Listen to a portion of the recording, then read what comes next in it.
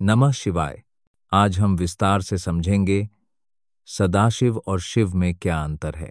बहुत बार लोग पूछते हैं, क्या सदाशिव और शिव अलग अलग हैं? क्या दोनों दो शक्तियां हैं या दोनों एक ही हैं?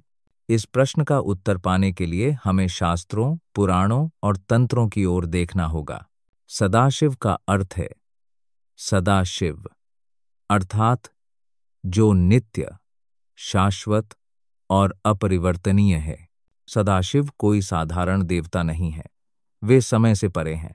सदाशिव न आदि हैं और न अंत, वे स्वयंभू हैं, अनादि अनंत हैं। उन्हें परम तत्व कहा गया है। सदाशिव निराकार हैं, वे रूप और आकार से परे हैं।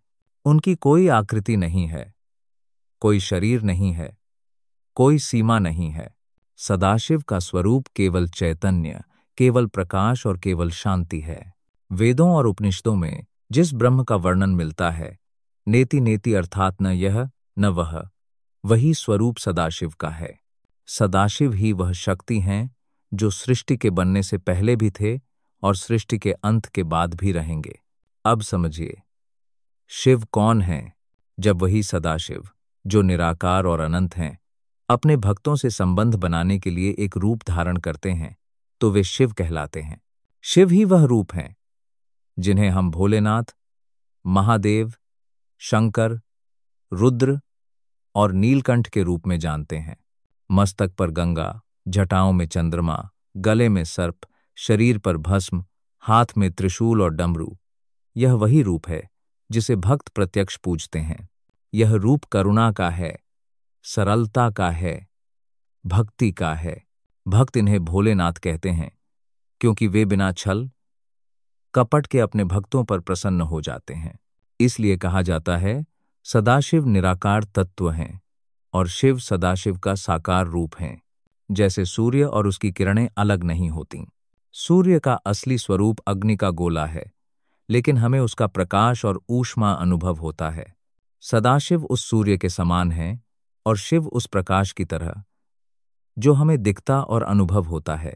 सूर्य बिना किरणों के अधूरा है और किरणें बिना सूर्य के अस्तित्वहीन हैं।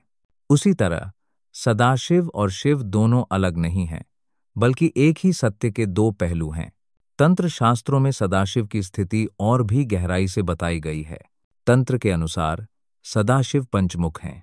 ये पांच मुख पांच शक्तियों का प्रतिनिधित्व करते हैं: सृष्टि, स्थिति, संहार, तिरोभाव और अनुग्रह। इन पांच शक्तियों में से तीन शक्तियां, सृष्टि, स्थिति और संहार, ब्रह्मा, विष्णु और रुद्र के रूप में प्रकट होती हैं। चौथी शक्ति, तिरोभाव, माया के रूप में कार्य करती है और पांचवीं शक्ति, अनुग्रह, सदाशिव के करुणा स्वरूप से आती है। इसीलिए कहा जाता है कि सदाशिव समस्त सृष्टि के मूल कारण हैं। वे ही सृजन करते हैं, वे ही पालन करते हैं और वे ही संहार करते हैं। जब हम शिवलिंग की पूजा करते हैं तो यह केवल शिव का प्रतीक नहीं है। शिवलिंग वास्तव में सदाशिव और शिव दोनों का मिलन है। लिंग का अर्थ है चिन्ह। शिवलिंग वह चिन्ह है जो हमें निराकार से जोड़ता है। ऊपरी गोलाकार भाग सदाशिव की अनंतता का प्रतीक है और निचला आधार भाग शिव के साकार रूप का। इसलिए शिवलिंग की पूजा करना वास्तव में सदाशिव और शिव दोनों का ध्यान करना है। अगर कोई साधक निराकार की साधना करता है, ध्यान, मौन और समाधि के माध्यम से, तो वह सदाशिव की ओर बढ़ता है। वह अपने भीतर के परम सत्य को पहचानने की कोशिश करता है। लेकिन यदि कोई भक्त साकार रूप में पूजा करता है, जैसे भोलेनाथ को जल चढ़ाना, रुद्राभिषेक करना, मंत्र जपना, तो वह शिव के करीब आता है। परंतु अंत में दोनों साधनाएं एक ही बिंदु पर मिलती हैं। चाहे निराकार की ओर जाओ या साकार की ओर, मंजिल वही है, सदाशिव का परम तत्व। शिव पुराण में कहा गया है, सदाशिवोहम, मैं ही सदाशिव हूं। यह वाक्य यह बताता है कि सदाशिव कोई दूर की वस्तु नहीं, बल्कि हर आत्मा के भीतर मौजूद हैं। योग और तंत्र में कहा गया है, शिवोहम, शिवोहम, मैं शिव हूं। इसका अर्थ है, जब साधक अपने भीतर के अहंकार को समाप्त कर देता है, तो वह पाता है कि उसका वास्तविक स्वरूप शिव ही है और वही स्वरूप सदाशिव का अनंत चैतन्य है। भक्तों को समझना चाहिए कि सदाशिव और शिव अलग नहीं हैं, अंतर केवल दृष्टिकोण का है। सदाशिव निराकार परम सत्य हैं और शिव वही सत्य का साकार रूप। इसलिए जब हम नमः शिवाय का जप करते हैं तो वह केवल शिव के रूप को नहीं बल्कि सदाशिव की अनंत सत्ता को भी प्रणाम होता है। सदाशिव और शिव का भेद केवल शब्दों का है। सदाशिव वह है जो नित्य, निराकार और शाश्वत है। शिव वही है जो भक्तों के कल्याण के लिए रूप धरते हैं, त्रिशूल धारण करते हैं और भक्तों का भार उठाते हैं। दोनों का सार एक ही है, परम तत्व, अनंत करुणा और शाश्वत शिवत्व।